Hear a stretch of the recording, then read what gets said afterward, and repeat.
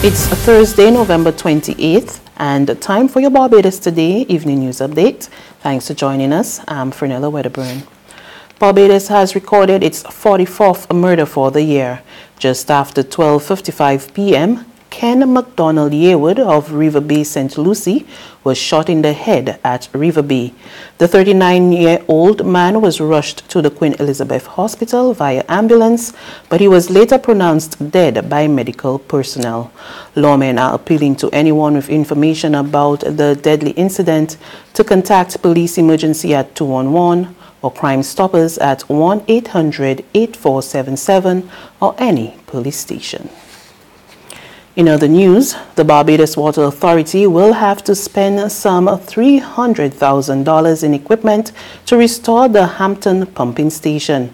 Equipment at the facility was damaged during an island-wide power outage last Monday. At a news conference today, officials said while the station was delivering its usual 6 million gallons of water, it's doing so without extra capacity.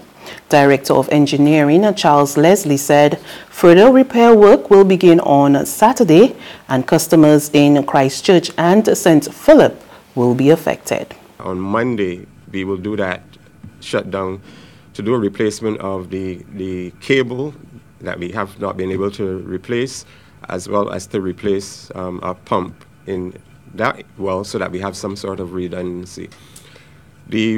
We took the decision to have the station up and running because replacement of the cable in itself is going to be a very tedious and onerous task on our guys. The cable is about 160 feet long. It is a very heavy cable, and we have to install that using trucks and pulleys and everything to get that into the well. Meanwhile, relief is on the way for customers dependent on BWA water tankers. Minister of Energy and Water Resources Wilfred Abrams said government was in the process of acquiring 5 custom-built water tank trucks that should be on the island by the end of April 2020. The cash-strapped BWA currently has 10 operating trucks. We have gone back to the manufacturer of the older trucks and we asked them to build some along the same specs for us, because what we don't want is to have to look back at it. It's going to come at a serious cost to us, and we don't want a quick fix that we're going to have to replace in short order again. So we're looking at the end of April. I understand that the board is trying to source some stand-in trucks, whether it's by rent or by gift or by some swap. They're trying to source some stand-in trucks in the interim from other Caribbean territories that may have some redundancy. Members of the Rastafarian community have poured cold water on the government's insistence that it will hold a referendum to allow Barbadians to determine how the country will handle the recreational use of marijuana. At a panel discussion hosted by the Department of Government, Sociology, Social Work and Psychology this week, President of the African Heritage Foundation, Ras Simba, said a referendum is a failed notion. Uninformed people can't make informed decisions. So if you're speaking about a referendum, the first thing you would have to do is to have a comprehensive educational and national education program, which has not been done. Ever 50 years. Ever. You know, so you can't just come and say you're going to have a referendum, right? And be setting up the people again, because you have for 50 years, as Sister Couture is saying, a lot of misinformation directed at the people absorbing this thing. Now we're going to come and tell them to decide on if cannabis should be used for recreation. And recreation in itself is a misnomer. He received a strong support from Sister Ketura, who also dismissed the idea. Look around the region and see the results and the output of referendum. Around the world, around the region, and you make sense of the nonsense.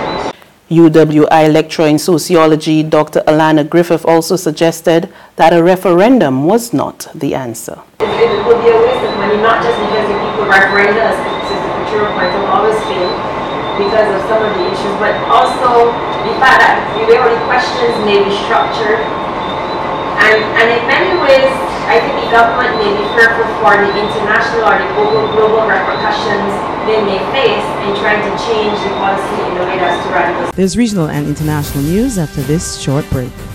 It's Festive Friday at the Bridgetown Night Market at Pelican Craft Center. Kick off the weekend this Friday from 4 p.m. to midnight with loads of food, drinks, and entertainment. Get ready for Crop Over with the Rhythm Root Street Parade. Party like it's Kadooman Day on the street around Pelican Village with costume reveler, music, and more. It's Festive Friday. It's Festive Friday at the Bridgetown Night Market at Pelican Village Center from 4 p.m. to midnight. Admission free.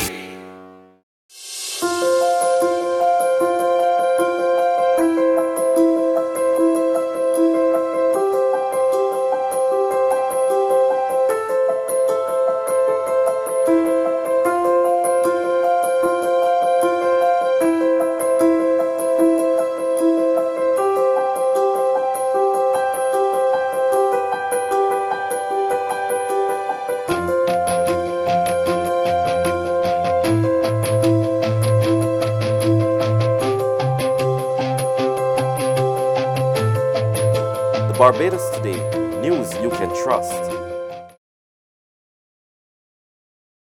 To regional news now in St. Lucia, Prime Minister Alan Chasney has made it clear his government has no intentions of moving the magistrates' courts, even in the face of recent bomb threats. More in this report from HTS News Force. There are no plans on the horizon to relocate the magistrates' court. Despite calls by educators and minibus operators in recent days who have lamented the security concerns and disruptions to their daily operations respectively, Prime Minister Honorable Alan Chasney on Tuesday, November 26, says he is satisfied that protocols were followed after police received intelligence of bomb threats in the city. Is the government considering that option? Not right now. The most important thing of the event that took place was to understand what protocols were put in place and whether they would adhere to. So the fact is, I'm satisfied that when the police got a tip-off of a potential bomb scare and that their own assessment required a larger area to be evacuated, that they advised the Ministry of Education, who then advised the Ave Maria. There's a protocol in place for the kids to be removed. I'm satisfied that that took place. Students, parents and teachers of the all-girls school staged a walk to the Ministry of Education to air their concerns after a series of bomb threats left students traumatized last week. On the international front, officials say nearly 40 people have been killed in Iraq on one of the bloodiest days since anti-government protests began last month. At least 25 people died when security forces opened fire to clear bridges in a southern city. Iraqis have been taken to the streets to demand more jobs, an end to corruption, and better public services. At least 350 people have been killed and thousands wounded since the unrest began. And that's news. But for the very latest, visit us at www.barbadostoday.bb. You can also subscribe to our e-paper, email updates, or like us on Facebook, and sign up for our breaking news alerts via WhatsApp. We're also on Izumi Media in bus terminals, as well as screenplay at supermarkets and gas stations near you. And you can also hear us on Mix 96.9 FM and Capital Media HD 99.3 FM. I'm Fernella Wedderburn. Good evening.